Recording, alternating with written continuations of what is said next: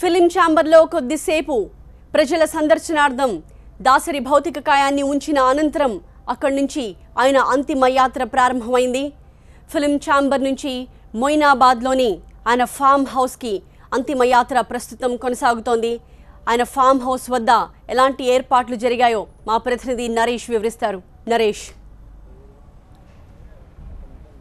దర్శకరత్న దాసరి నారాయణ మృతి చెందడంతో మొత్తం సినీ పరిశ్రమ కూడా ఇవాళ శోక సందర్భంలో మునిగిపోయిందని చెప్పుకోవాలి. దాదాపు 150 చిత్రాలకు పైగా దర్శనం ఇచ్చినట్టు దాసరి నారాయణ జనవరి నెలలో కొంత అనారోగ్యానికి గురి హాస్పిటల్లో చికిత్స పొందుతున్నారు. అయితే ఇప్పుడిప్పుడే కొంత కోలుకుంటున్నారని చెప్పేసి అనుకుంటున్న సమయంలోనే వాళ్ళ నిన్న అకస్మాత్తుగా చనిపోవడంతో మొత్తం యావత్తు సినీ పరిశ్రమ మొత్తం కూడా దిగ్భ్రాంతికి గురైందని చెప్పుకోవాలి. దీని అయితే దాసరి నారాయణరావు గారు చనిపోయే ముందు కూడా తన భార్య ఎవరైతే దాసరి పద్మ చనిపోయిందో అప్పుడే చెప్పారు తన అంత్యక్రియలకు కూడా ఆమె సమాధి పక్కనే చేయాలని చెప్పి దీంతో కుటుంబ సభ్యులు కూడా అంత్యక్రియలకు సంబంధించినటువంటి అన్ని ఏర్పాట్లు కూడా చేశారు. కేవలం దాసరి పద్మ గారి సమాధి పక్కనే ఉన్నటువంటి చితికి ఏర్పాట్లు కూడా పూర్తయ్యాయి. దాదాపు మరి కాసేపటి అంటే ఫిలిం ఛాంబర్ నుంచి ఇప్పటికే దాసరి నారాయణరావు గారి పార్థివ దేహం బయలుదేరింది. మరికొద్దిసేపట్లోనే ఇక్కడికి చేరుకున్నది. ఇక్కడే దాసరి నారాయణరావు గారికి సంబంధించినటువంటి అంత్యక్రియలు చేయనున్నారు. మొత్తం చితంతా కూడా పేర్చారు. గంధపు చెక్కలు, అదేవిధంగా ఆవు నెయ్యితో పూర్తిగా సాంప్రదాయబద్ధంగా దాసరి నారాయణరావు గారికి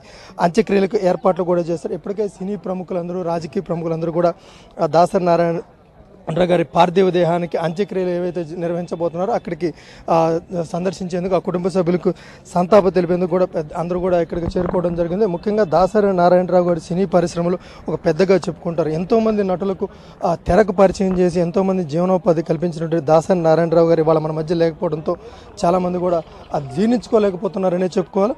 దాసరి నారాయణరావు గారి కుటుంబ సభ్యులు కూడా అందరూ కూడా ఇప్పటికే చేరుకున్నారు. అయితే గతంలో 2011లో దాసరి పద్మ గారు చనిపోయిన తర్వాత దాసరి నారాయణరావు గారు పూర్తిగా దిగ్భ్రాంతికి గురయ్యారు. అంటే కొంత దాసరి నారాయణరావు గారు సత్యమణి చనిపోయిన తర్వాత పూర్తిగా ఆయన ఒక డిప్రెషన్లోకి వెళ్ళిపోయాడు. ఆ తర్వాత నుంచి ఆయన ఆరోగ్యం కూడా కొంత ఆందోళనకరమైన పరిస్థితుల నేపథ్యంలో ఇవాళ దాసరి నారాయణరావు మృతి కూడా పూర్తిగా సినీ లోకాన్ని కొంత దిగ్భ్రాంతికి గురి చేసిందనే చెప్పుకోవాలి.